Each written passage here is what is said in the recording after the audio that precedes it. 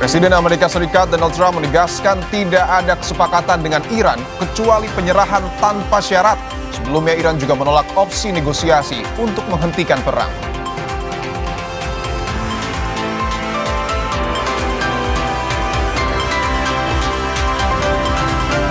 Rudal-rudal Iran kemarin malam melintasi wilayah udara Israel dan tepi barat. Beberapa rudal berhasil menembus sistem pertahanan Israel.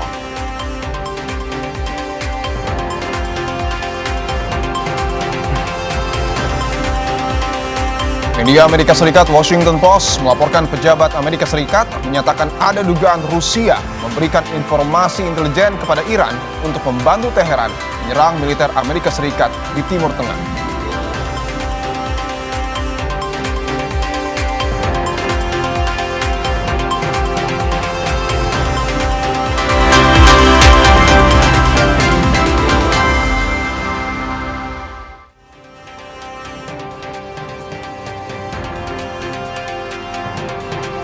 Halo, apa kabar saudara? Selamat datang di program Berita Kompas Petang, hanya di Kompas TV. Independen, terpercaya. Saya, Cindy Permadi. Dan saya Dipo Nurbahagia. Langsung saja kita mulai Kompas Petang selengkapnya.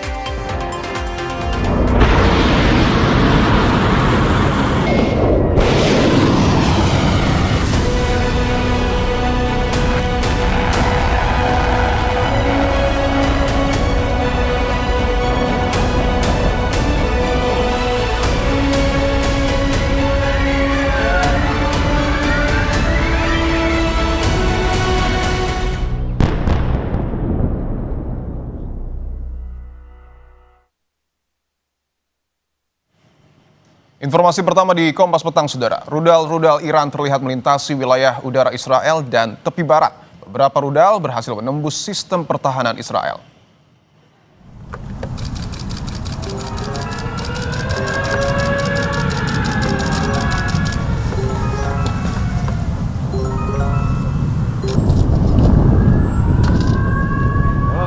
Tak lama setelah serangan baru tersebut, militer Israel mengatakan telah memulai gelombang serangan baru yang menargetkan infrastruktur Iran di Teheran.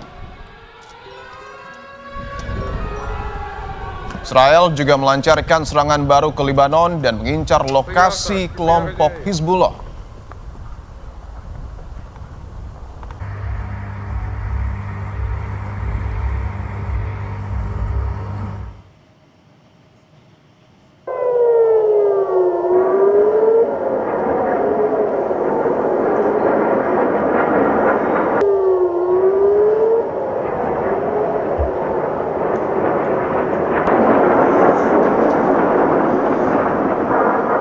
Sirine meraung-raung di seluruh Tel Aviv dan ledakan terdengar jelas saat rudal pertahanan udara diluncurkan untuk mencegat rudal Iran.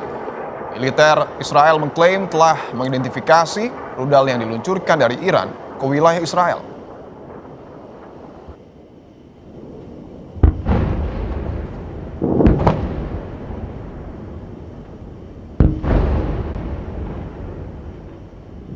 Sementara warga diminta berlindung, serangan ini menambah eskalasi konflik antara Iran dan Israel yang terus meningkat dalam beberapa hari terakhir.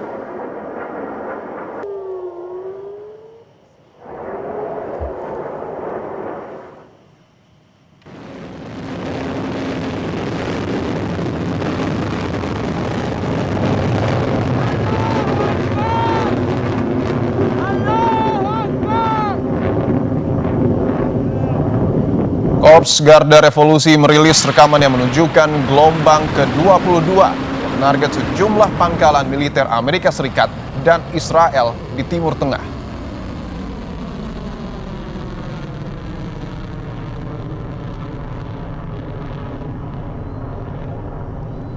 Garda Revolusi Iran menyebut serangan terbaru ini melibatkan rudal balistik dan rudal supersonik Fatah dan Khaybar.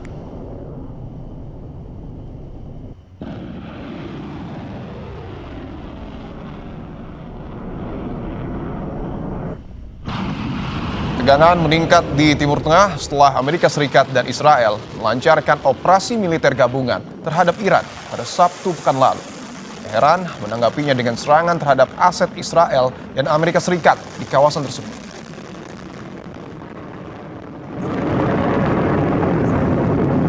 Ledakan pun terjadi di berbagai negara di wilayah Teluk.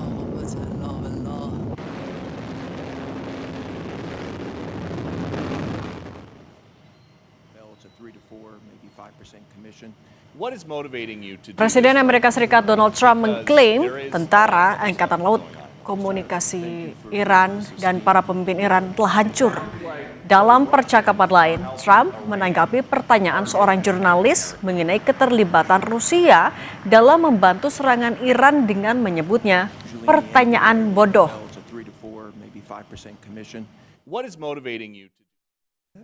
Their army is gone. They're just about, look, their navy is gone. Their communications are gone. Their leaders are gone. 2 sets of their leaders are gone. They're down to their 3rd set. It sounds like the Russians are helping Iran target and attack Americans now. That's an easy problem compared to what we're doing here. I mean, but can I be honest? It's just, I have a lot of respect for you. You've always been very nice to me. What a stupid question that is to be asking at this time. We're talking about something else. Can we keep this maybe a little bit? Go ahead, please.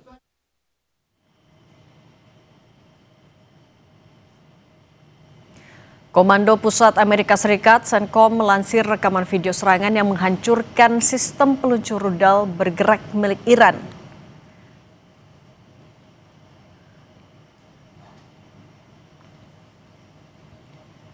Serangan bagian dari operasi Epic Fury ini memasuki fase yang oleh para pejabat Amerika Serikat digambarkan sebagai fase yang menentukan. Rekaman ini menunjukkan serangan presisi yang mengenai truk dan peluncur yang diyakini digunakan untuk menembakkan rudal. Serangan Amerika Serikat dan Israel ke wilayah Iran terus berlanjut hingga Sabtu pagi waktu setempat.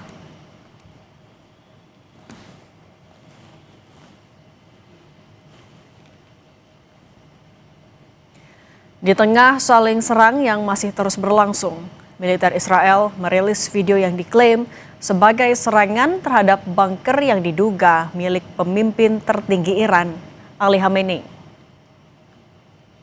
Menurut pernyataan militer Israel, bunker itu terletak di bawah kompleks kepemimpinan Teheran dan membentang di beberapa jalan di pusat kota. Sebelumnya, Israel mengatakan sekitar 50 jet tempur yang dipandu oleh intelijen IDF telah menyerang bunker bawah tanah di Teheran.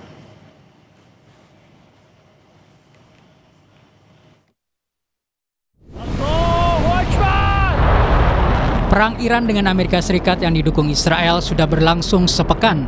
Konflik ini diperkirakan akan berlangsung lama. Presiden Amerika Serikat Donald Trump menegaskan tidak ada kesepakatan dengan Iran kecuali penyerahan tanpa syarat. Tidak ada kesepakatan dengan Iran kecuali penyerahan tanpa syarat, tulis Trump di platform Truth Social miliknya pada Jumat lalu.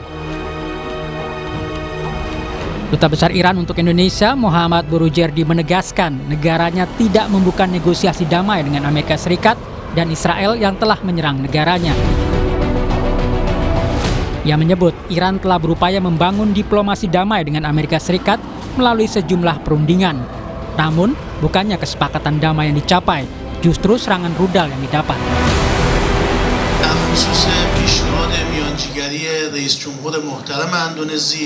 این پیشنهاد مطرح شد و پاسخ ما اینه که ما هیچ مذاکره‌ای رو از آمریکا قبول نخواهیم کرد، به اونها اعتماد نداریم. ما 3 بار با اونها مذاکره کردیم، به هر 3 بار در پایان مذاکرات یا در وسط مذاکرات به ما حمله کردند و ما تکلیف آمریکای جنایتکار و صهیونیست رو در میدان جنگ تعیین می‌کنیم. Sementara itu, Menteri Luar Negeri Indonesia Sugiono mengaku sudah berkomunikasi dengan Menlu Iran. Sugiono menekankan Indonesia siap memainkan peran konstruktif dalam mendorong perdamaian, termasuk menyatakan kesediaan untuk memfasilitasi dialog atau mediasi dengan tujuan mencegah eskalasi lebih lanjut. Kita menyesalkan perundingan yang terjadi kemudian gagal, yang berakibat pada terjadinya eskalasi. Kemudian kita juga menekankan lagi prinsip-prinsip penghormatan kita terhadap integritas wilayah, terhadap kedaulatan wilayah suatu negara.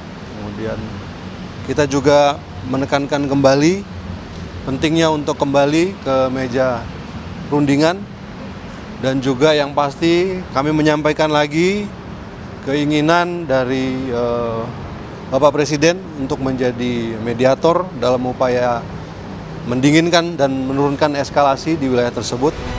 Perang harus segera dihentikan. Jangan sampai ada korban sipil terus berjatuhan. Kedua pihak yang bertikai harus menyelesaikan konflik di meja perundingan.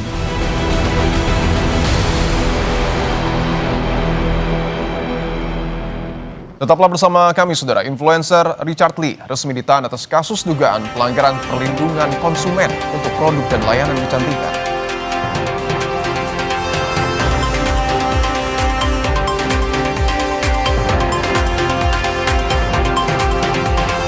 Meningkatnya eskalasi perang Amerika Serikat dan Israel dengan Iran, pemerintah akan pulangkan bertahap WNI di Iran mulai Jumat 6 Maret.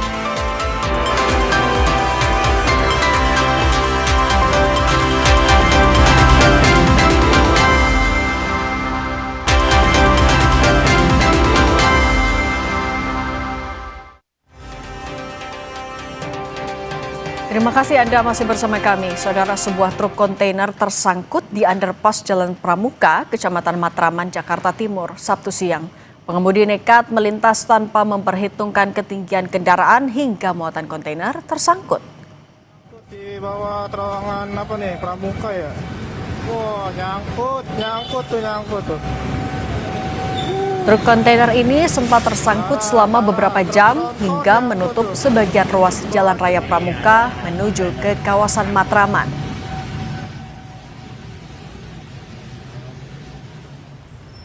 Petugas Polsek Matraman dan Satlantas Polres Metro Jakarta Timur langsung mengevakuasi truk kontainer dari kolong underpass. Truk ditarik mundur menggunakan truk lain agar bisa dievakuasi petugas.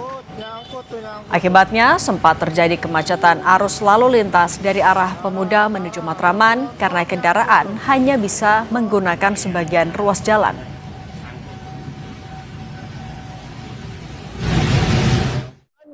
Ternyata tidak muat, dipaksakan saja sehingga nyangkut di tengah. Ya untung tadi ada kendaraan kren LRT dimintai tolong untuk menarik ke belakang.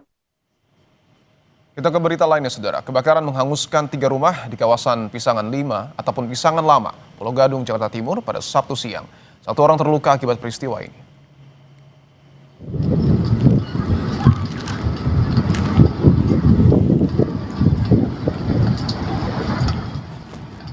Asap tebal mengepul di Jalan Pisangan Lama 3, Kecamatan Pulau Gadung, Jakarta Timur. Si jago merah melahap 3 rumah petak yang berada di kawasan tersebut.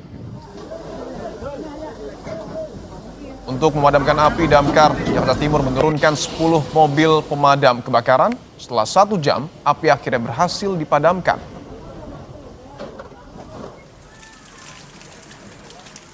Perwira Piket Sudin Damkar Jakarta Timur mengatakan kebakaran diduga berasal dari kebocoran gas salah satu rumah.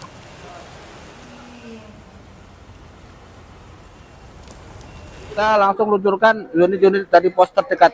Untuk penyebab kebakaran, sementara informasi dari warga itu kebocoran gas. Untuk korban ada 1 orang, langsung kita bawa ke rumah sakit. Saudara, polisi menangkap seorang buronan kasus begal di Lampung Timur, Lampung. Penangkapan berlangsung dramatis lantaran pelaku sempat melawan saat mencoba kabur.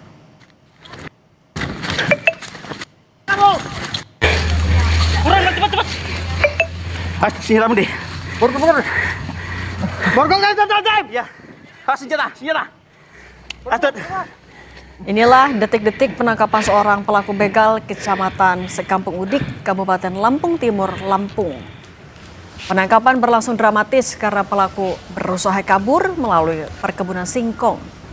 AK jadi buronan polisi usai kabur setelah membegal seorang petani pada September 2025.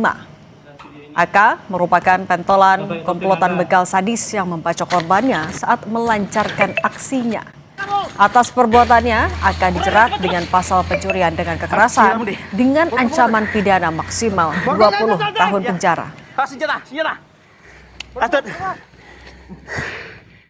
Pemeriksaan sementara untuk pelaku merupakan residivis dan diduga telah beberapa kali melakukan aksi pencurian dan pencurian dengan kekerasan.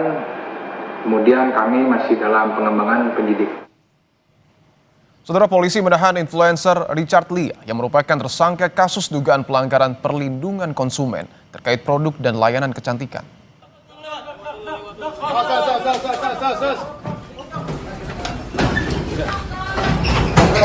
Richard Lee yang juga berprofesi sebagai dokter ditahan Polda Metro Jaya pada Jumat malam. Penahanan dilakukan setelah polisi memeriksa Richard Lee selama 4 jam. Dalam pemeriksaan sebelum penahanan, Richard Lee menjawab 29 pertanyaan dari penyidik. Richard Lee tidak memberikan pernyataan apapun saat digiring penyidik ke ruang tahanan Polda Metro Jaya. Kabid Humas Polda Metro Jaya Kombes Budi Hermanto dalam pernyataan tertulis mengatakan penahanan Richard Lee dilakukan dengan pertimbangan tindakan tersangka dinilai menghambat penyidikan.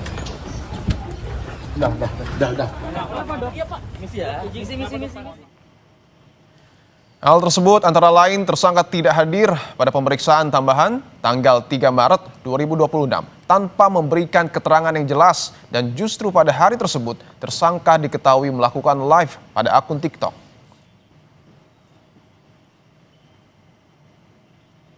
Kabid Humas Polda Metro Jaya Kombes Budi Hermanto dalam pernyataan tertulis mengatakan penahanan Richard Lee dilakukan dengan pertimbangan tindakan tersangka dinilai menghambat penyidikan. Tersangka juga mangkir wajib lapor pada hari Senin 23 Februari 2026 dan hari Kamis 5 Maret 2026 tanpa alasan yang jelas.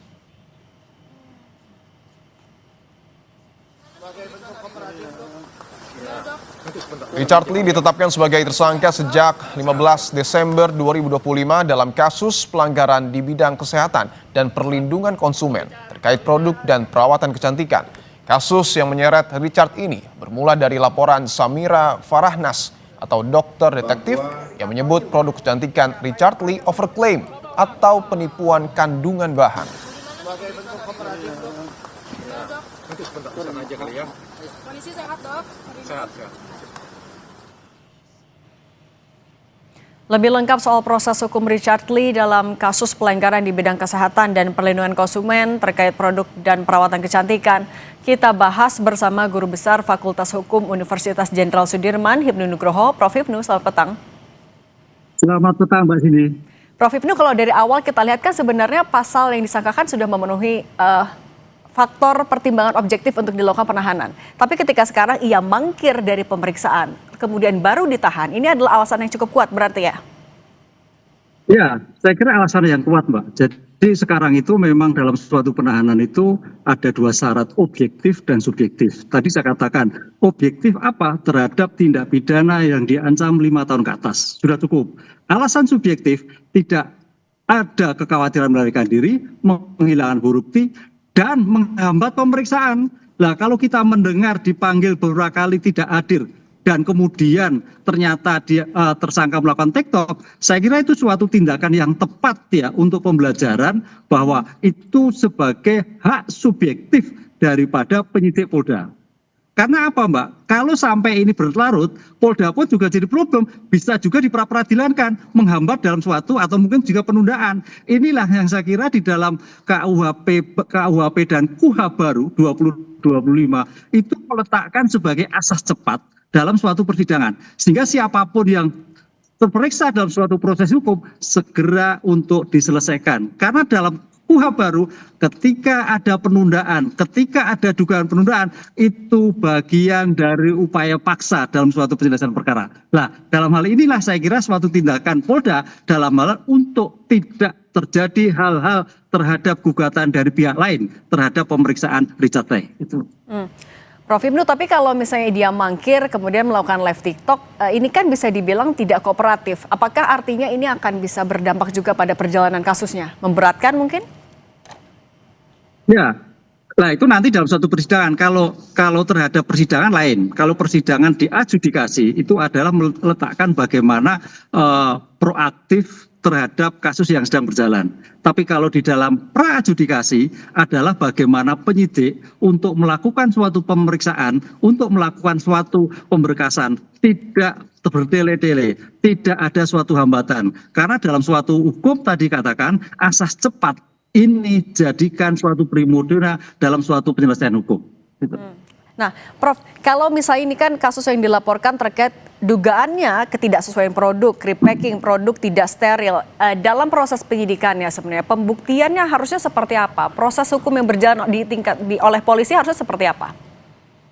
Ya, karena ini sudah masuk kaitannya produk terkaitan dengan zat-zat tertentu, saya kira Polda sudah meletakkan ahli farmasi terhadap forensik dari ilmu-ilmu farmasi yang bersangkutan. Apakah produk ini ada terkait dengan zat tertentu, apakah sangat membahayakan, saya kira ahli farmasi forensik itulah nanti akan menjelaskan tentang produk-produk tertentu. Jadi kalau memang hasil pemeriksaan lab dari Polda terhadap hasil pemeriksaan ahli lab forensik ada dugaan penyalahgunaan, ada pelanggaran, saya kira itu yang ditetapkan. Makanya ancamannya itu berat itu, 435 dengan Undang-Undang Perlindungan Konsumen di atas 5 tahun. Disitulah saya kira sebagai bukti awal di dalam melakukan tindakan menangkap pemeriksaan tersangka kepada yang bersangkutan.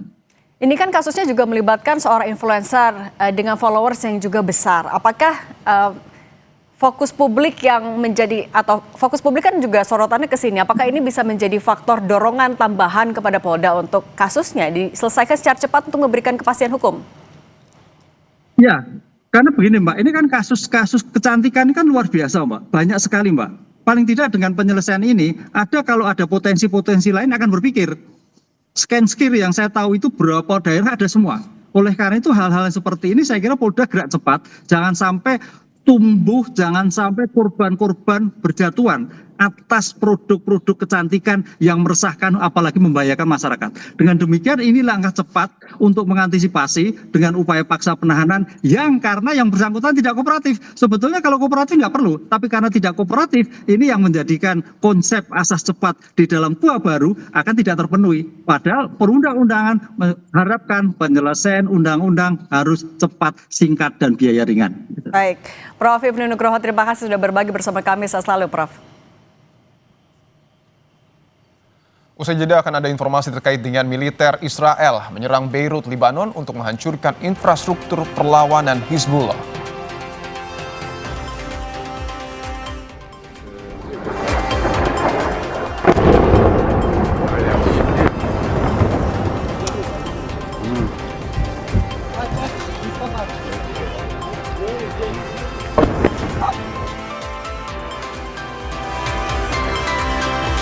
Pemerintah membuka kemungkinan penyesuaian harga BBM bersubsidi jika harga minyak dunia terus melonjak imbas perang di Timur Tengah.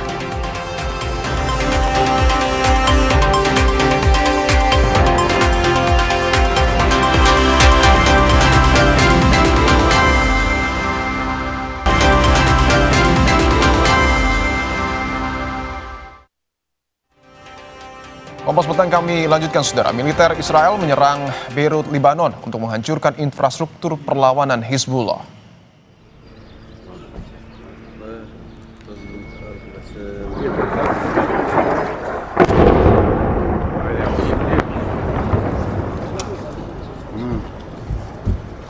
Kepulan asap dan suara ledakan terdengar di berbagai area kota Beirut pasca gelombang serangan di pinggiran selatan Beirut. Eskalasi perang di Lebanon terjadi setelah Hizbullah telah mengumumkan intervensinya dalam konflik sebagai balas dendam atas pembunuhan pemimpin tertinggi Iran, Ali Khamenei, dan mengklaim telah melakukan beberapa operasi.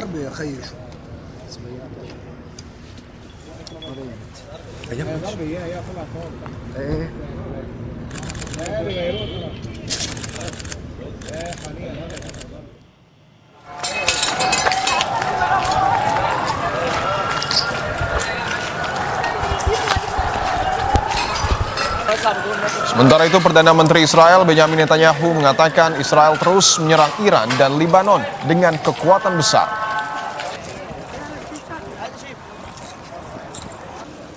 Netanyahu menyebut serangan yang diluncurkan ke Lebanon untuk melawan Hizbullah yang sebelumnya mengancam akan melakukan serangan balas dendam atas terbunuhnya pemimpin tertinggi Iran, Ali Khamenei.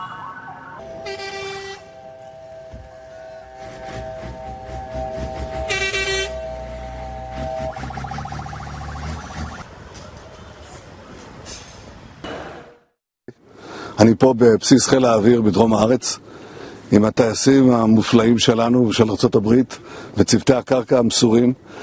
שיתוף הפעולה הוא היסטורי בין צבא ארצות הברית לצה"ל, בין חיל האוויר לחיל האוויר האמריקני. אנחנו ממשיכים להלום במטרות משטר הטרור באיראן וגם מול גורמי הטרור בלבנון, וההישגים הם גדולים אבל המלאכה עוד מרובה. אני רוצה שוב להודות לידידי הנשיא טראמפ על שיתוף הפעולה בינינו, בין ישראל וארצות הברית. יחד נמשיך ויחד נשיג את המשימות שלנו בעזרת השם. Pemerintah akan memulangkan bertahap warga negara Indonesia di Iran mulai Jumat 6 Maret. Evakuasi menyusul meningkatnya eskalasi perang Amerika Serikat dan Israel dengan Iran.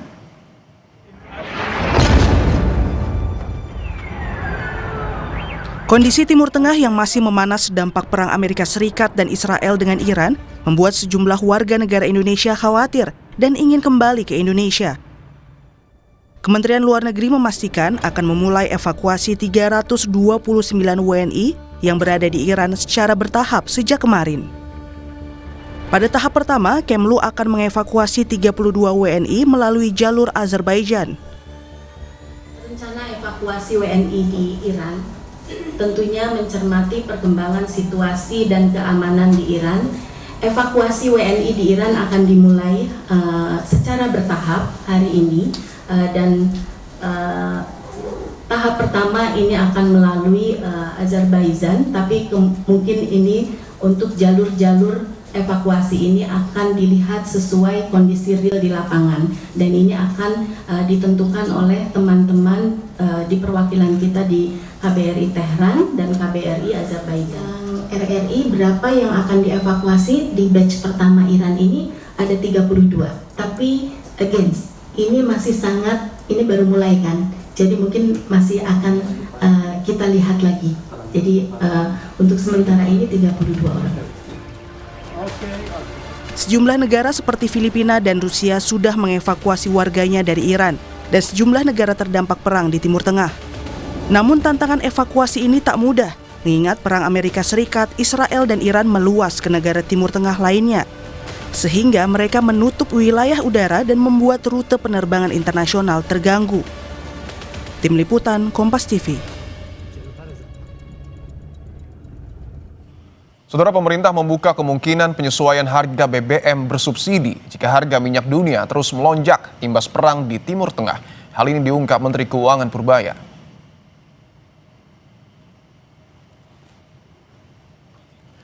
Imbas perang di Timur Tengah, harga minyak dunia terus naik. Purbaya mengatakan pemerintah telah melakukan simulasi berbagai skenario kenaikan harga minyak dunia. Purbaya menggambarkan jika harga minyak mencapai rata-rata $92 per barrel, maka berpotensi memperlebar defisit anggaran. Namun pemerintah mengklaim masih punya opsi untuk menahan defisit anggaran di bawah batas 3%.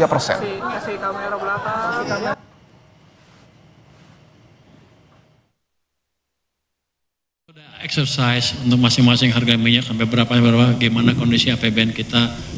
Nah, mereka masih rahasia, jadi nggak saya keluarkan, nanti mungkin di Rabu kita keluarkan gambarnya. Tapi yang jelas kita udah exercise sampai kalau harga minyak naik ke $92 per barrel, apa dampaknya ke defisit. Kalau nggak diapain, defisit kita naik ke 3,6% kalau nggak salah dari PDB. Itu kalau kita nggak ngapa-ngapain. Tapi kan biasanya kita bisa melakukan langkah-langkah penyesuaian sehingga kita bisa menjaga tetap di bawah 3%. Pertamina sudah mensosialisasikan jika stok BBM aman, namun antrian kendaraan masih terlihat di stasiun pengisian bahan bakar di Jember, Jawa Timur. Warga mengaku ikut panik membeli BBM karena takut BBM langka imbas perang di Timur Tengah. Katanya ada di blokade untuk jalur perdagangan minyak yang di Iran itu. Jadi kasarannya Iran sing perang, Indonesia sing repot ini. Jadi panik juga ya Pak? Iya. Aduh, padahal. Namun pemerintah Kabupaten Jember memastikan stok BBM aman, bahkan akan ada penambahan stok untuk mengantisipasi kebutuhan saat Hari Raya Idul Fitri. Bahwa ketersediaan BBM di Kabupaten Jember dalam kondisi aman dan mungkin sampai dengan berlebih. Ya, gitu. Kalau misalkan kurang akan dipasok lagi oleh Pertamina. Warga kota Banda Aceh juga rela mengantri panjang di sejumlah SPBU karena khawatir adanya isu kelangkaan BBM dampak dari konflik yang terjadi di Timur Tengah. Walau antrian terjadi di sejumlah tempat, harga BBM di SPBU masih normal dan tak ada kenaikan. Ya, sekitaran 1 jam Pak saya antri. Saya khawatir minyak Aceh habis karena terkait perang Iran dan Israel. Pemerintah dan Pertamina memastikan stok kebutuhan BBM di dalam negeri tercukupi, walaupun saat ini perang terjadi di Timur Tengah. Pemerintah pun mengimbau agar warga tak panik dan antre berjam-jam untuk membeli BBM. Tim Liputan Kompas TV.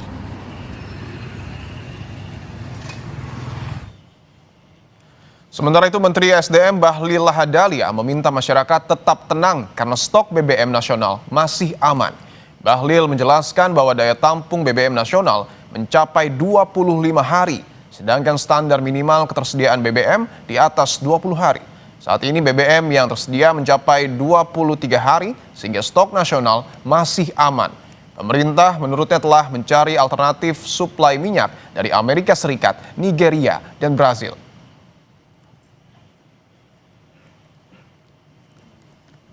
Itu aman, jadi nggak perlu ada panik, nggak perlu. Suplai lancar. Kita itu ambil dari Middle East, itu minyak mentahnya bukan minyak jadi. Pertamina sudah men-sweep dari Middle East, kita ambil di Amerika, kemudian dari Nigeria, dan dari Brazil. Informasi usai jeda, Rusia dilaporkan memberikan informasi intelijen kepada Iran untuk membantu Teheran menyerang militer Amerika Serikat di Timur Tengah.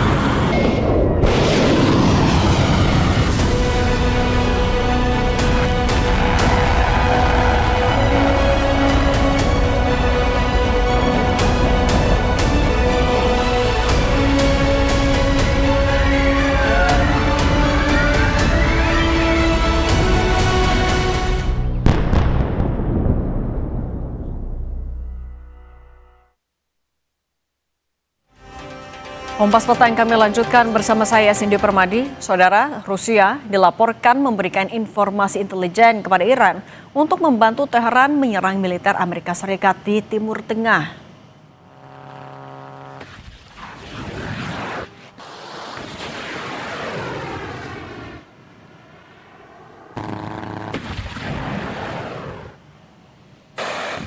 Media terkemuka AS The Washington Post melaporkan 2 pejabat AS yang mengetahui hal ini mengatakan Rusia diduga telah memberikan informasi intelijen kepada Iran yang dapat membantunya menyerang kapal perang, pesawat, dan aset-aset militer AS lainnya di Timur Tengah.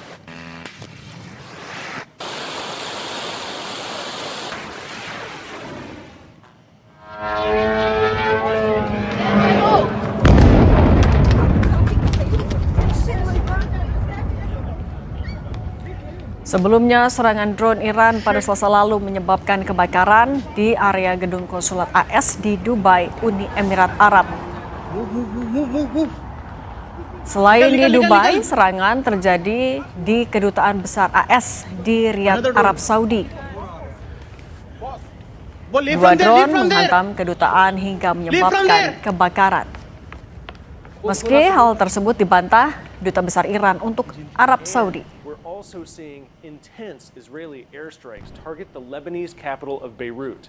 The Israeli military says that it's targeting Hezbollah operational and logistic points in the city, and Hezbollah has said that it has launched drones.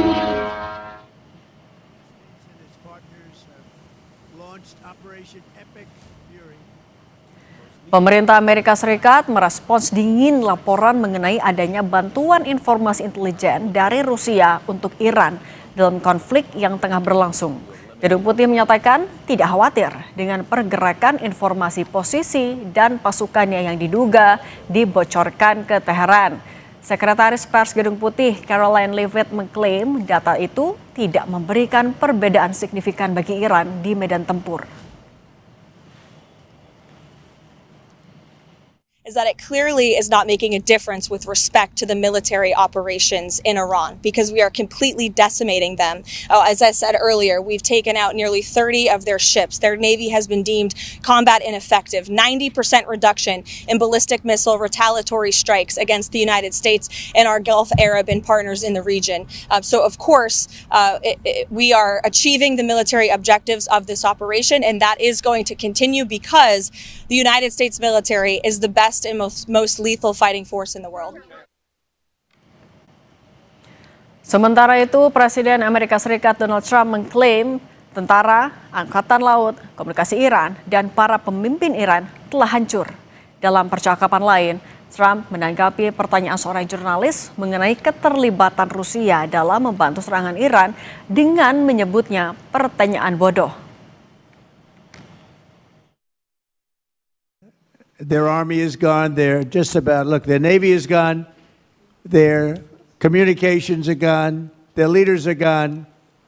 2 sets of their leaders are gone. They're down to their 3rd set. It sounds like the Russians are helping Iran target and attack Americans now. That's an easy problem compared to what we're doing here. But can I be honest? It's just, I have a lot of respect for you. You've always been very nice to me. What a stupid question that is to be asking at this time. We're talking about something else. Can we keep this maybe a little bit? Go ahead, please. Pejabat AS menemukan indikasi jika Rusia membantu memberikan informasi kepada intelijen Iran untuk menyerang aset-aset militer Amerika. Lalu apa dampaknya jika Rusia turut membantu Iran? Apakah hal ini akan berdampak perang semakin dahsyat? Kita bahas bersama Direktur di Indonesia Intelligence Institute, Ridwan Habib, dan mantan Duta Besar RI untuk Rusia, Profesor Hamid Awaludin. Selamat petang semuanya. Selamat petang. Selamat petang. Oke, saya ke Prof. Hamid dulu ya. Prof. Hamid, 2 pejabat AS temukan ada indikasi bantuan Rusia untuk intelijen Iran. Seberapa valid informasi ini? Saya kira juga valid. Sedangkan orang tidak berperang saling memata-matai. Apalagi dalam perang. Pertanyaan yang relevan mungkin adalah apa urgensi dan kepentingan Rusia menyuplai informasi ke Iran? Itu pertanyaannya, bahwa ada saling memata-matai pasti. Dalam keadaan damai saja orang saling memata-matai kan, apalagi kalau negara besar. Ya. Karena spy on itu adalah sebuah mekanisme pertahanan, mekanisme penyerangan. Jadi dalam hubungan internasional yang namanya spy on atau espionage itu lumrah sekali kejadiannya. Nah, tapi Prof. Hamid tadi juga kalau kita dengarkan pernyataan dari Trump, dia juga kayak seakan menolak untuk menjawab serius atau menjawab detail pertanyaan soal ini. Ini sebenarnya bentuk apa? Menjaga hubungankah atau ada indikasi lain Anda baca? Dia takut kalau diakui bahwa dia kecolongan. Ya kan? Kecolongan.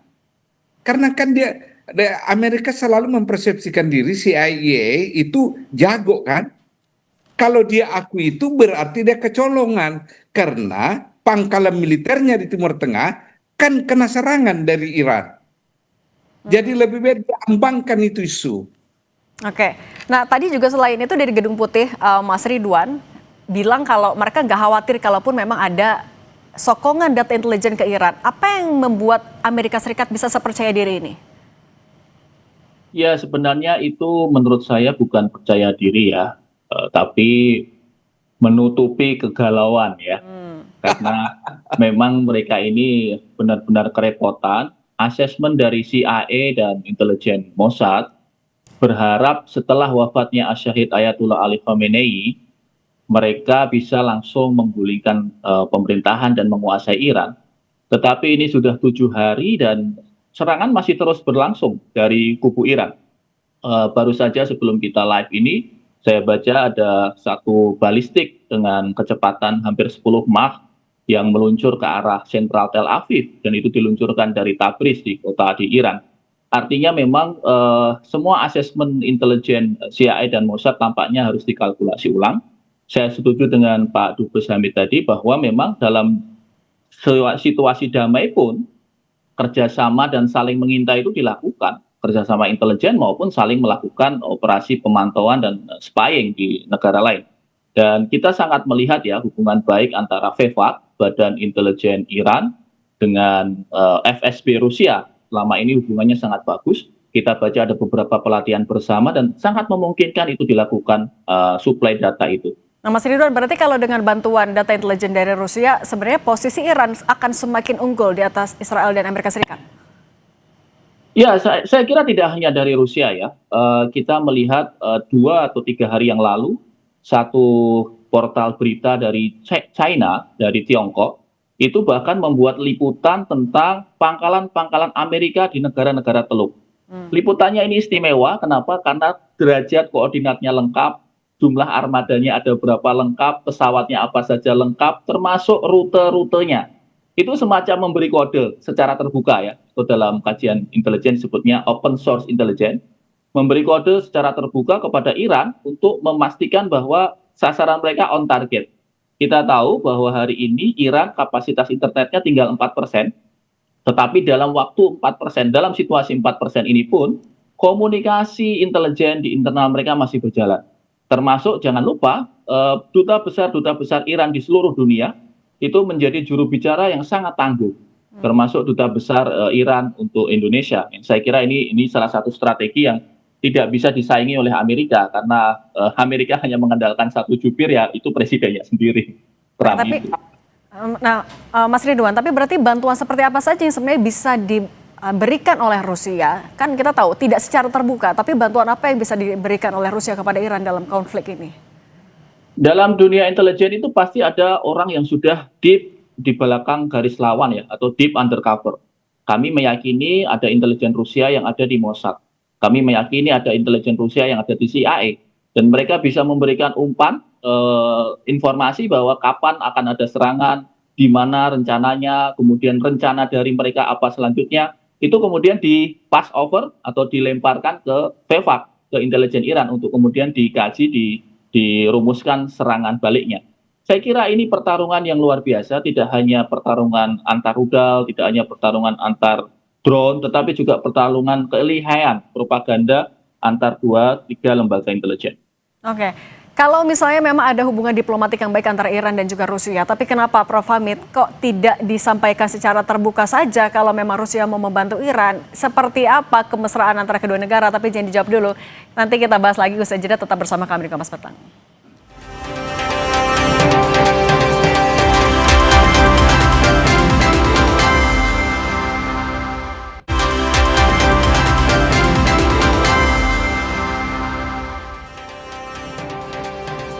Saudara, rekaman CCTV menunjukkan momen sebuah rudal menghantam di sebelah sekolah putra di Qazvin, Iran, menyebabkan kepanikan di antara siswa dan staf.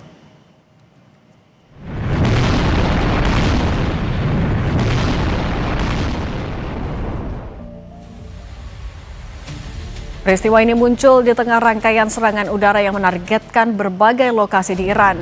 Beberapa serangan lain juga dilaporkan mengenai infrastruktur sipil, termasuk sekolah dan kawasan permukiman, sehingga memicu kecaman internasional dan seruan investigasi dari PBB serta organisasi hak asasi manusia.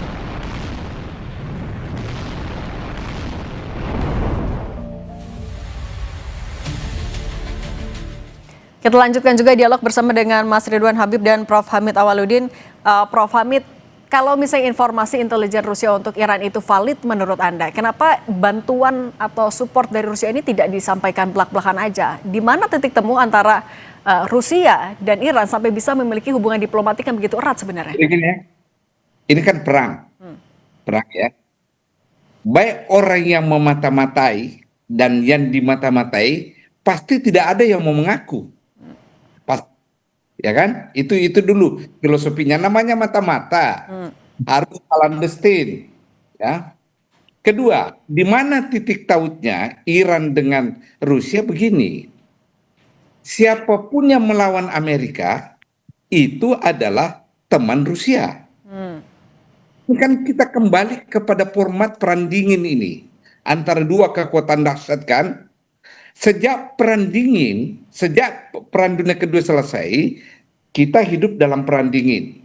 Sampai sekarang, satu-satunya momen Rusia dengan Amerika bisa kerjasama waktu menggempur Saddam Hussein jilid pertama. Itulah yang disebut badai gurun, ya kan?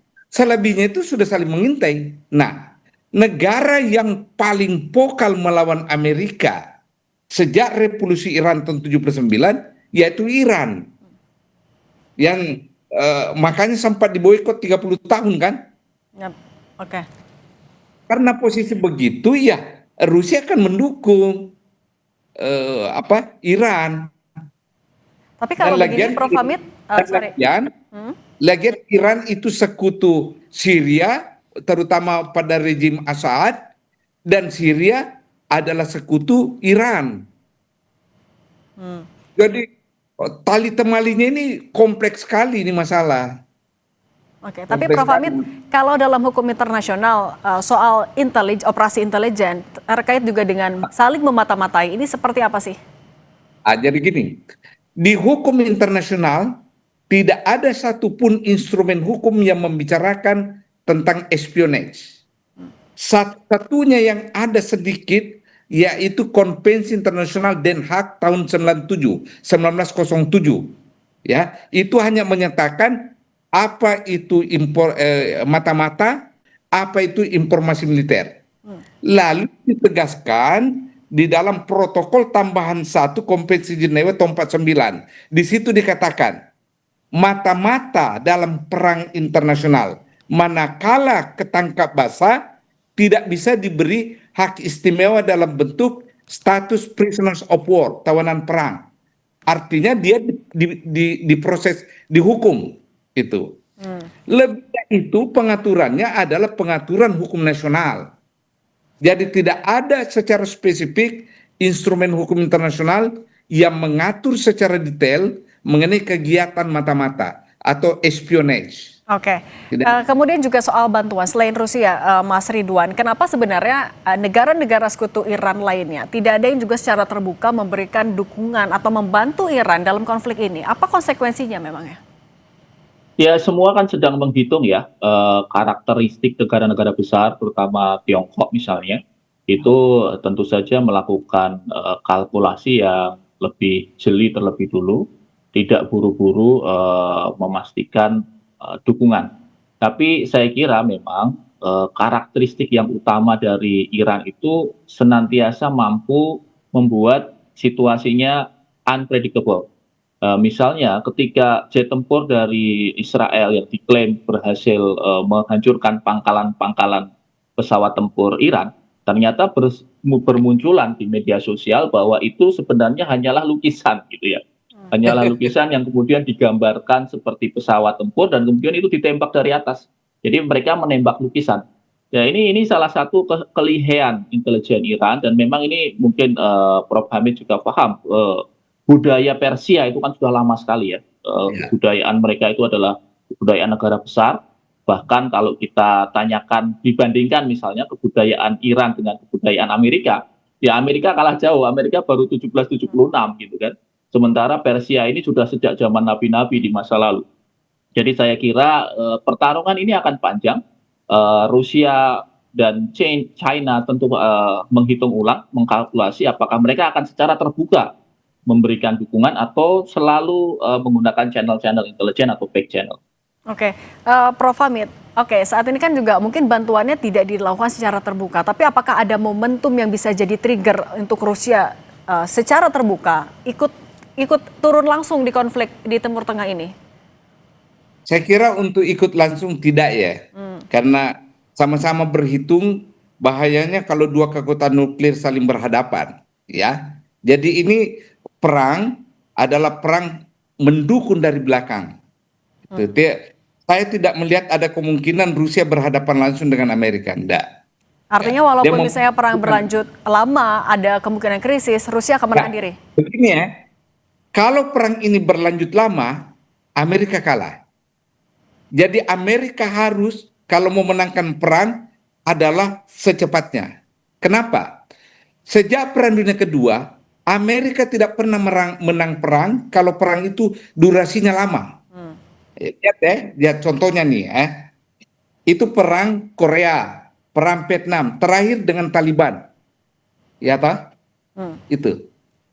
Satu-satunya possibility-nya Amerika menang kalau perangnya itu berdurasi pendek. Karena andalan Amerika kan teknologi, bukan daya tahan pasukan, bukan mental tentara, bukan. Teknologi. Kalau misalnya memang sebenarnya Amerika Serikat tidak bisa nih untuk perang lama, Mas Ridwan, tapi juga ada polling terbaru di Amerika Serikat kalau ternyata mayoritas warga juga tidak mau Amerika melakukan serangan ke Iran. Ini mungkin didengarkan, dipertimbangkan oleh Trump nggak dengan dua faktor ini? Pilihan Trump sekarang tinggal 3 dan tiga-tiganya buruk buat Trump. Yang pertama, dia harus menyatakan menang, menyatakan sepihak menang dan mundur ya, pasukannya mundur, tidak lagi menyerang. Dan itu pernyataan sepihak itu akan ditertawakan dunia karena semua tahu bahwa Iran masih bisa bertahan, rezimnya nggak ganti. Jadi opsi satunya juga merugikan Trump. Opsi yang kedua, memaksa Trump untuk mengirimkan pasukan darat atau ground invasion. Ini yang ditunggu-tunggu Iran, karena mereka ini jangan lupa luas sekali, ini 1/6 Eropa, 80 kalinya Israel luasnya itu. Jadi itu yang ditunggu-tunggu dan gerilyanya IRGC sudah siap menanti prajurit-prajurit Amerika yang tadi kata Prof. Hamid mentalnya tidak sekuat mentalnya prajurit Iran. Yang kedua, Trump blunder juga. Yang ketiga, ini kalau nekat, Trump bisa mengaktifasi protokol nuklir. Dan kalau itu terjadi, pasti Beijing akan bereaksi keras, Rusia akan bereaksi keras dan deadlock situasinya. Jadi tiga-tiganya ini sudah merupakan zero sum game buat Trump.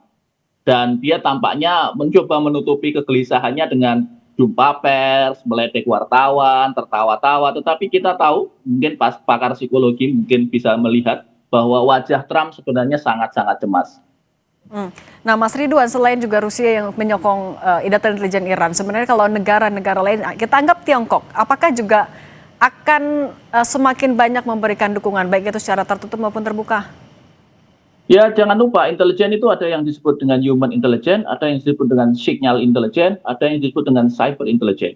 Saya kira cyber intelligence atau bahasa sederhananya adalah hacker dari Tiongkok. Ini saya kira juga sudah bergerilya ya, termasuk misalnya keahlian drone Iran yang mentarget radar-radar di negara-negara Teluk. Radar-radar itu kemudian di-jam beberapa detik itu sudah sangat cukup di mana drone itu bisa masuk tanpa ada intersepsi dari rudal Patriot.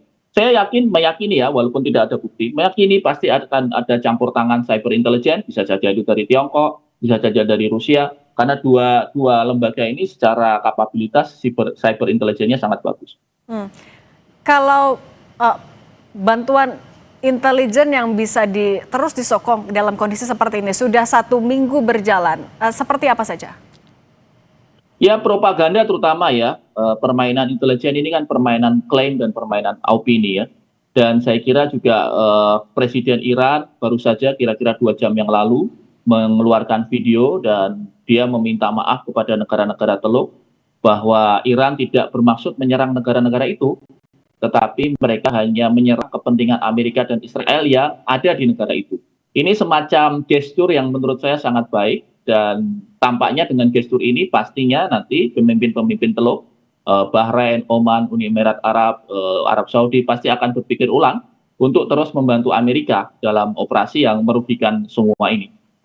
Prof. Hamid, kalau misalnya Anda melihat ada beberapa negara sekutu Amerika Serikat yang pangkalan militernya diserang oleh Iran, dengan mengetahui ada Rusia yang turut membantu memberikan data intelijen kepada Iran, apakah negara-negara di Timur Tengah ini ada kemungkinan untuk melakukan serangan balasan?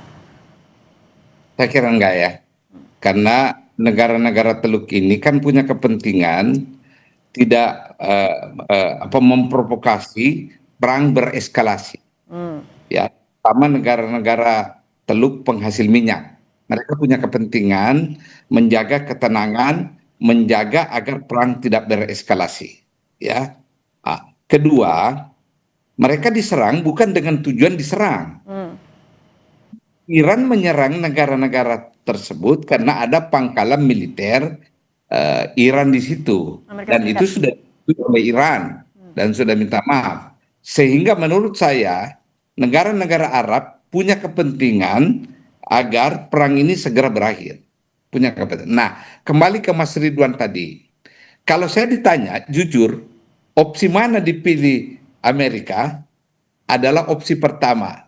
Dengan cara dia mengatakan begini, we pull out sebab kita sudah mencapai target. Apa? Membunuh Khamenei. Nah, itu.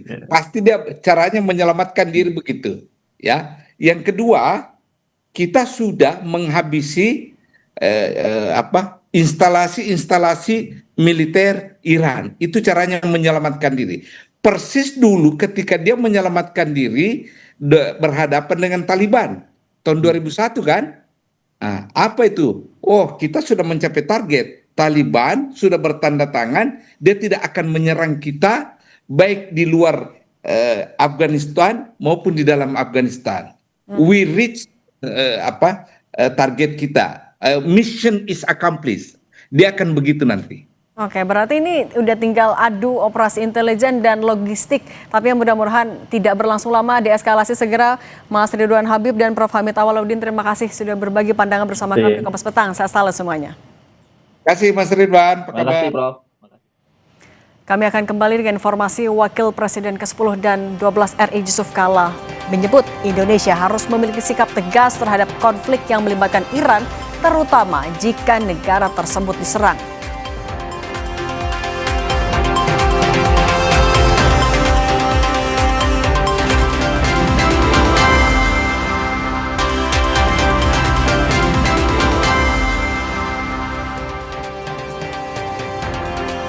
Saudara Wakil Presiden ke-10 dan ke-12 RI Yusuf Kala bicara mengenai sikap yang seharusnya dilakukan Indonesia terhadap konflik di Iran.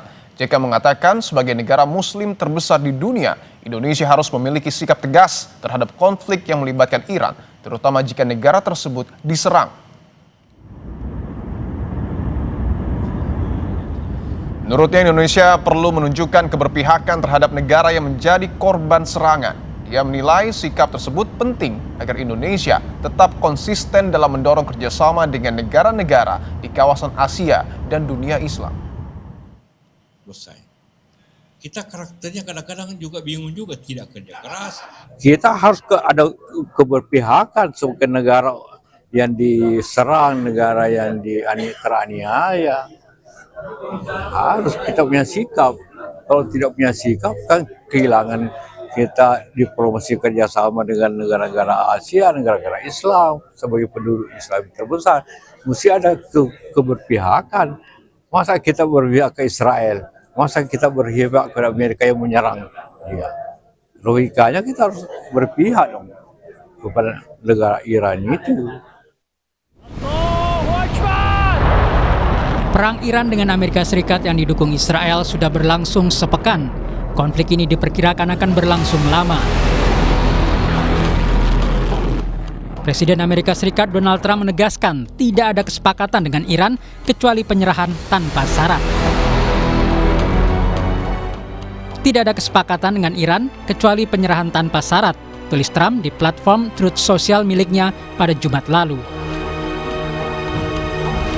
Duta Besar Iran untuk Indonesia, Muhammad Burujerdi menegaskan negaranya tidak membuka negosiasi damai dengan Amerika Serikat dan Israel yang telah menyerang negaranya. Ia menyebut Iran telah berupaya membangun diplomasi damai dengan Amerika Serikat melalui sejumlah perundingan. Namun, bukannya kesepakatan damai yang dicapai, justru serangan rudal yang didapat.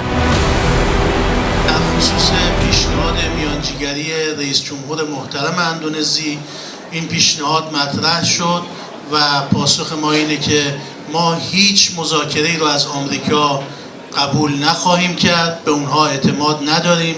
ما 3 بار با اونها مذاکره کردیم، به هر 3 بار در پایان مذاکرات یا در وسط مذاکرات به ما حمله کردند و ما تکلیف آمریکای جنایتکار و صهیونیست رو در میدان جنگ تعیین میکنیم. Sementara itu, Menteri Luar Negeri Indonesia Sugiono mengaku sudah berkomunikasi dengan Menlu Iran. Sugiono menekankan Indonesia siap memainkan peran konstruktif dalam mendorong perdamaian, termasuk menyatakan kesediaan untuk memfasilitasi dialog atau mediasi dengan tujuan mencegah eskalasi lebih lanjut. Kita menyesalkan perundingan yang terjadi kemudian gagal, yang berakibat pada terjadinya eskalasi. Kemudian kita juga menekankan lagi prinsip-prinsip penghormatan kita terhadap integritas wilayah, terhadap kedaulatan wilayah suatu negara. Kemudian kita juga menekankan kembali pentingnya untuk kembali ke meja perundingan, dan juga yang pasti kami menyampaikan lagi keinginan dari Bapak Presiden untuk menjadi mediator dalam upaya mendinginkan dan menurunkan eskalasi di wilayah tersebut. Perang harus segera dihentikan. Jangan sampai ada korban sipil terus berjatuhan. Kedua pihak yang bertikai harus menyelesaikan konflik di meja perundingan.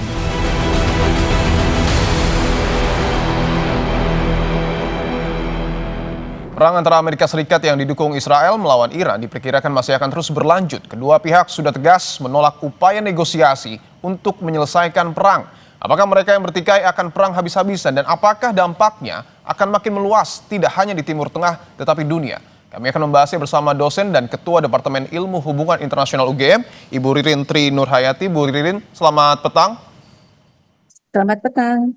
Bu Ririn, saya ingin langsung tanyakan bahwa Amerika Serikat dan juga Iran sudah tegas menolak untuk melakukan negosiasi. Apakah artinya mereka akan perang habis-habisan? Ya, menurut saya ya mereka tentu kemudian menolak ya untuk saat ini dari di hari ke-6 atau ke-7 mereka melakukan peperangan saling serang satu sama lain. Menurut saya masih cukup berat bagi mereka untuk mengatakan mereka akan menghentikan. Karena mereka tentu saja, apalagi Amerika Serikat sebagai sebuah negara besar, mereka ingin menunjukkan bahwa mereka memiliki kekuatan yang kemudian dapat menekan negara lain jika itu bertentangan dengan kepentingannya.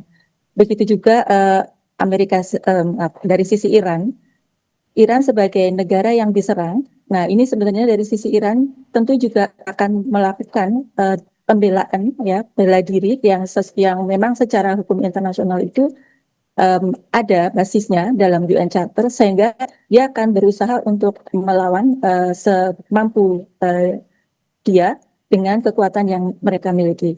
Sehingga untuk dalam waktu dekat, saya kira dalam hitungan hari mereka belum akan mengatakan untuk akan segera mengakhiri. Kemudian tentu saja ini memang sangat berisiko bagi keamanan internasional, terutama juga dari kawasan ya, yang saat ini sudah terasa bagaimana kemudian negara-negara Teluk, negara-negara tetangganya yang memiliki menjadi military basis bagi Amerika Serikat kemudian menjadi target serangan dari Iran, karena sebenarnya yang ingin dilakukan Iran adalah ingin menunjukkan bahwa dia melakukan pembelaan diri sebagai hak negara berdaulat. Baik, tadi Bu Ririn menegaskan bahwa nampaknya dalam beberapa waktu ke depan Amerika dan juga Iran ini akan sama-sama tegas menolak negosiasi, artinya perang akan terus berlanjut. Tapi pertanyaan selanjutnya, apakah ada celah, Bu Ririn, untuk kemudian berunding, misalnya dengan melibatkan lembaga internasional seperti salah satunya PBB? Ya, saya sangat berharap kemudian akan ada pihak yang kemudian memaksa menekan kedua negara ini untuk kemudian mau memikirkan ulang betapa resiko dari perang yang berjalan ini sangat merugikan bagi kedua belah pihak. Dari sisi Amerika Serikat, meskipun dari hitungan mungkin ya dari sisi penduduk militernya, jumlah powernya mungkin tidak sebesar yang tentu saja tidak sebesar yang sudah dirasakan korbannya dari sisi Iran. Gitu. Tapi kemudian dari sisi Iran ini juga tentu sangat berat ketika kemudian ada sekian ratus ribu penduduk yang menjadi korban, karena meskipun disampaikan bahwa target-target serangan adalah target untuk kekuatan militer Iran, tapi kenyataannya ada banyak sekali target-target sipil yang kemudian juga menjadi target sasaran serangan dari Amerika Serikat. Artinya kemudian perlu untuk segera menghentikan, dan kami sangat berharap PBB menjadi, kami sangat optimis bahwa PBB bisa menjadi salah satu opsi yang perlu dimanfaatkan oleh komunitas internasional untuk kemudian memperkuat kembali peran PBB sebagai organisasi internasional yang legitimate, memiliki keabsahan besar begitu. Apakah hanya PBB atau mungkin terbuka peluang juga BOP ataupun Dewan Perdamaian yang Indonesia menjadi salah satu anggota di dalamnya ini juga bisa berperan untuk kemudian menjadi mediator di antara kedua ataupun ketiga negara? Menurut saya kalau itu adalah BOP, Board of Peace, yang dipimpin oleh Presiden Trump, saya kira cukup pesimis ya, bahwa kemudian BOP bisa menjadi pihak yang kemudian akan mendorong pihak negara-negara ini untuk, terutama Iran, untuk menghentikan upayanya untuk membela diri. Tetapi kemudian kalau Board of Peace itu sendiri kemudian akan menekan Amerika Serikat melalui anggota-anggotanya, mungkin itu bisa bermanfaat gitu. Tapi saya kok melihatnya tidak ke sana ya, karena tadi Trump sendiri juga akan sangat dia masih sampai saat ini dia masih ingin menunjukkan bahwa dia sebagai powerful state yang bisa menekan pihak lain. Oke, bahwa mungkin kemudian kita bisa mungkin kemudian kita bisa melihat pihak lain ya, yang saat ini saya kira saya membaca berita beberapa hari yang lalu, misalnya kekuatan negara-negara menengah atau negara-negara Global South atau negara-negara selatan yang mencoba untuk menekan atau memberikan advokasi secara tegas agar kemudian semua pihak untuk kemudian menahan diri dan kemudian dapat deeskalasi ya, sehingga kemudian konflik bisa segera dihentikan. Oke, salah satu niat baik itu juga mungkin muncul dari pemerintah kita, Presiden Prabowo Subianto, yang rencananya jika memang diizinkan oleh pihak-pihak yang bertikai akan menjadi dalam tanda kutip mediator bersama dengan pimpinan Pakistan. Anda meyakini hal tersebut akan terrealisasi? Baik, saya juga membaca rencana Presiden yang akan bersama Pakistan ya, bersama Presiden Pakistan untuk ke Teheran jika diperlukan begitu. Tapi saya cukup pesimis untuk melihat kemungkinan tersebut karena kita harus refleksikan secara kritis bahwa kita posisinya saat ini ada di Board of Peace, yang Iran tentu sangat concern dengan itu. Kemudian ini mengurangi kepercayaan untuk melihat bagaimana kemudian Indonesia masih tetap sebagai negara yang independen secara foreign policy-nya, atau sebaliknya lebih pada untuk mengikuti keinginan atau policy yang diberikan oleh Trump sebagai pemimpin Board of Peace gitu. Sehingga kemudian untuk saat ini saya kira sebaiknya belum urgen untuk Indonesia pergi ke Teheran. Kalau saya melihatnya justru sebaliknya. Kenapa justru yang didekati, apa yang diingatkan adalah Iran. Padahal Iran, tadi saya katakan, Iran adalah negara yang sedang menyelaksanakan kedaulatannya untuk membela diri.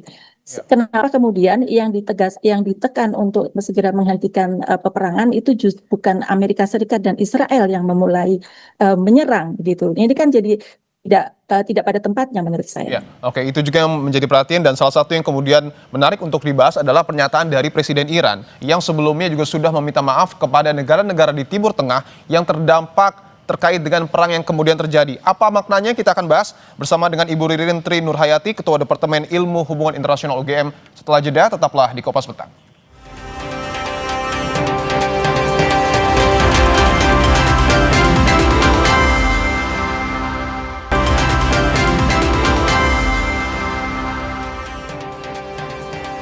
Berbagai rudal Iran terlihat melintasi wilayah udara Israel, dan tepi barat beberapa rudal berhasil menembus sistem pertahanan Israel.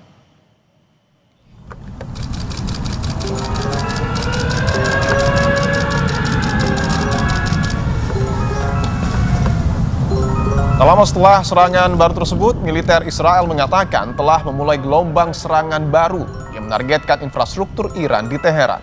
Israel juga melancarkan serangan baru ke Lebanon dan mengincar lokasi kelompok Hizbullah.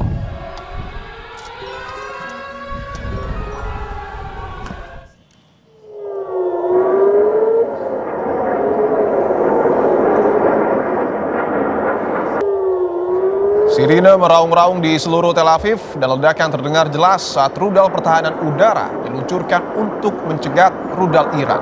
Militer Israel mengklaim telah mengidentifikasi rudal yang diluncurkan dari Iran ke wilayah Israel, sementara warga diminta berlindung.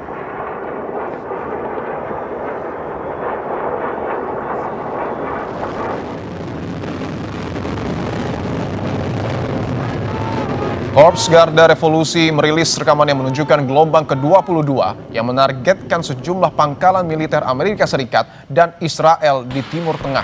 Garda Revolusi Iran menyebut serangan terbaru ini melibatkan rudal balistik dan rudal supersonik Fatah dan Heba.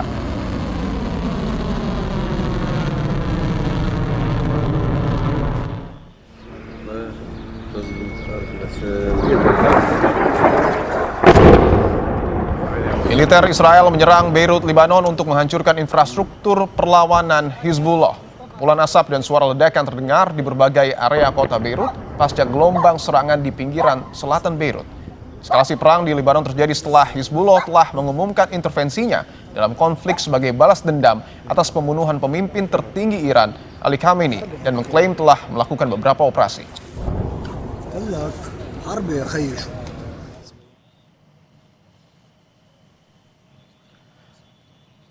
Sementara itu, Presiden Iran, Masoud Pezeshkian, meminta maaf kepada negara-negara tetangga di kawasan Teluk setelah serangan Teheran meluas ke sejumlah wilayah di Timur Tengah di tengah perang dengan Israel dan Amerika Serikat. Ia menegaskan Iran tak akan lagi menargetkan negara-negara tetangga dalam serangan berikutnya, namun ia juga menyampaikan peringatan kepada negara-negara tetangga yang mempertimbangkan untuk bergabung dalam konflik dengan mengatakan bahwa mereka tidak boleh menjadi mainan di tangan imperialisme. من اینجا لازم از کشورهای همسایه که مورد حمله قرار گرفتن از طرف ایران از طرف خودم عذرخواهی کنم برای اینکه ما این روند با اوضاعی که اتفاق افتاد فرماندهان ما، رهبر ما، عزیزان ما در حقیقت جان خودشون رو از دست دادن به خاطر تجاوز وحشیانه‌ای که داشت و نیروهای مسلح ما قهرمانانی که جان مرکفن. Kita lanjutkan dialog terkait dengan perang di Timur Tengah bersama dengan Ketua Departemen Ilmu Hubungan Internasional UGM, Ibu Ririn Tri Nurhayati. Bu Ririn, bahwa Presiden Iran ini sudah meminta maaf kepada negara-negara di Timur Tengah yang terdampak akibat perang ini. Apa makna terkait dengan pernyataan Presiden Iran tersebut, Bu Ririn? Baik, menurut saya ini adalah klarifikasi dari Presiden Iran bahwa yang dia kemarin lakukan untuk menyerang military basis Amerika Serikat yang ada di negara-negara tersebut bukan untuk menyerang negara tetangganya tersebut, tetapi purely atau murni karena ingin menyerang Amerika Serikat. Namun mana yang karena kemudian military basisnya tersebut ada di negara-negara tersebut, maka lokasi itu kemudian menjadi target serangan. Tetapi dengan adanya pernyataan permintaan maaf ini, saya kira ini menjadi hal penting untuk kemudian Iran menegaskan bahwa mereka tidak bermaksud untuk berperang dengan negara tetangganya itu. Sehingga ini harapannya akan meredam dan mencegah supaya kemudian negara-negaranya tetangganya tadi kemudian tidak menganggap bahwa Iran memulai berperang dengan negara-negara tersebut. Tapi menurut Anda apakah kemudian negara-negara tetangga ini berpeluang sebenarnya untuk kemudian terlibat di dalam perang? Ya, karena menurut saya tidak sebesar itu ya. Saya optimis karena mereka tidak akan kemudian menyerang balik Iran. Tetapi tadi dengan klarifikasi ini, saya kira ini menjadi harapan baik supaya kemudian negara-negara tetangganya tadi meyakini apa yang menjadi maksud dari Iran tindakannya kemarin. Oke, saya ingin tanyakan kepada Bu Ririn terkait dengan pernyataan Wapres kita ke-10 dan 12 yang menyebut bahwa sebenarnya Indonesia ini harus berpihak untuk kemudian menjaga komunikasi negara kita dengan negara-negara Islam. Artinya nampaknya Wapres Yusuf Kala, Wapres ke-10 dan 12 menginginkan bahwa kita berpihak ke Iran. Bagaimana Anda memaknai hal ini? Baik, ya kalau dalam konteks yang sekarang terjadi, saya menyepakati bahwa kemudian saat ini yang seperti yang disampaikan oleh Wapres Yusuf Kala, ketika kemudian yang terjadi konteks yang sekarang yang terbaru ini adalah Iran adalah negara yang diserang oleh Israel dan Amerika Serikat. Padahal ada proses perundingan yang sedang berjalan.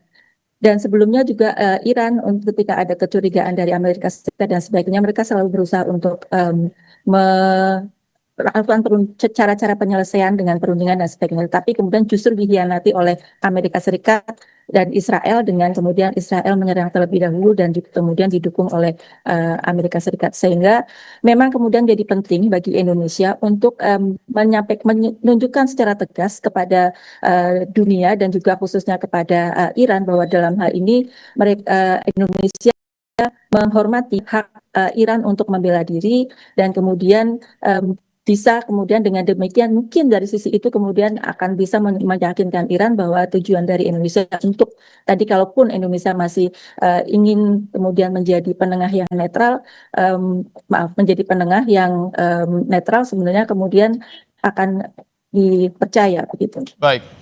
Singkat saja Bu Ririn, bahwa Presiden Iran sudah meminta maaf kepada negara-negara tetangga. Apakah ini cukup mampu untuk kemudian menekan eskalasi perang yang kemudian terjadi di Timur Tengah?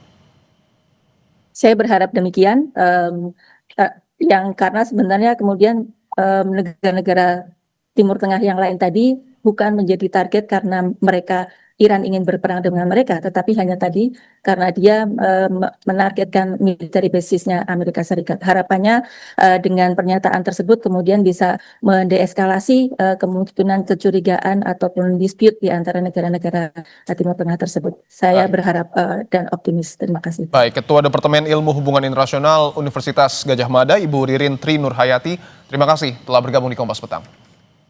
Terima kasih, Mas Dion. Saudara, usai jeda kami bawa Anda ke Makassar untuk menikmati kontro bakar dengan wangi rempah dari saus khusus untuk berbuka puasa.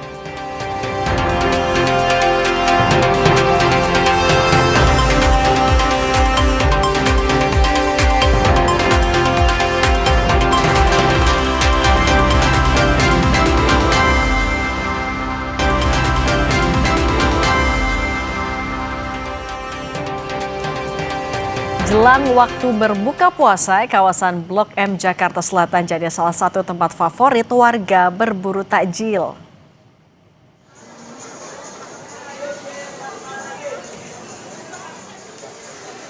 Berbagai takjil khas dalam negeri maupun kuliner mancanegara tersedia di Blok M. Untuk Anda pecinta kuliner Korea Selatan, ada bolu ikan Korea atau punggepang. Berbagai varian sus dan seafood juga tersedia dan bisa jadi menu pilihan untuk berbuka puasa. Tidak hanya makanan, beragam minuman juga tersedia di Blok M.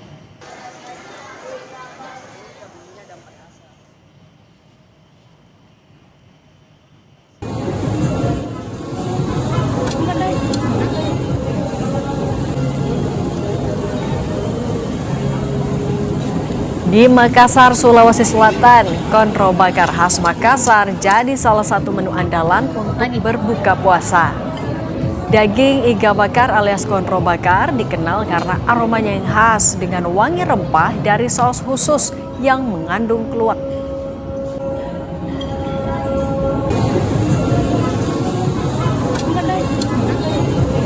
Daging iga dibakar dengan teknik khusus untuk menghasilkan daging yang empuk dan marinasi lama agar bumbu kontronya meresap ke dalam daging. Lagi.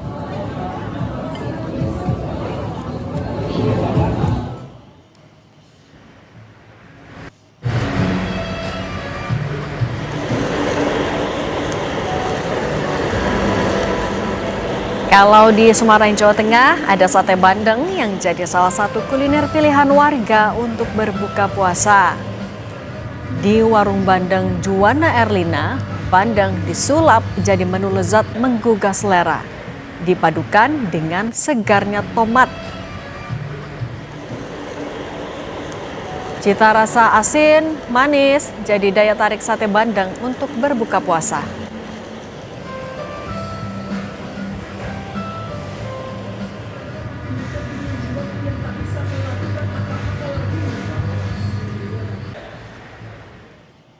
Saudara nekat melintas tanpa memperhitungkan ketinggian kendaraan, sebuah truk kontainer tersangkut di underpass Jalan Pramuka, Jakarta Timur. Informasi selengkapnya usai jeda, tetaplah bersama kami.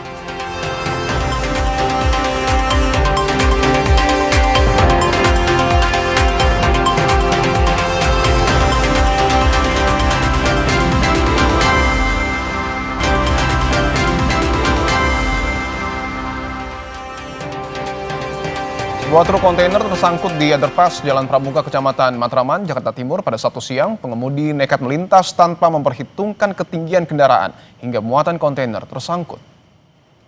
Terowongan apa nih? Pramuka ya? Wah, nyangkut. Truk kontainer ini sempat tersangkut selama beberapa jam hingga menutup sebagian ruas Jalan Raya Pramuka menuju ke kawasan Matraman.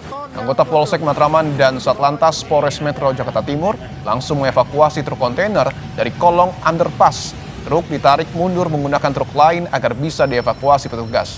Akibatnya sempat terjadi kemacetan arus lalu lintas dari arah Pemuda menuju Matraman karena kendaraan hanya bisa menggunakan sebagian ruas jalan. Nyangkut di bawah terowongan apa nih? Pramuka ya?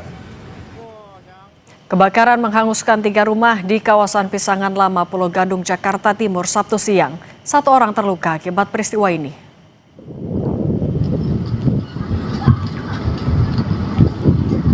Asap tebal mengepul di Jalan Pisangan Lama 3, Kecamatan Pulau Gadung, Jakarta Timur. Si jago merah melahap 3 rumah petak yang berada di kawasan itu.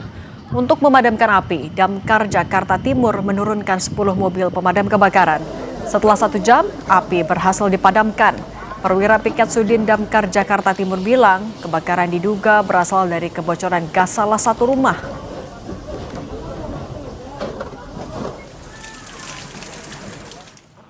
Informasi tadi sekaligus menutup jumpa kita di Kompas Petang. Saya Dipo Nurbahagia. Saya Cindy Permadi, terima kasih. Selamat berakhir pekan. Sampai jumpa.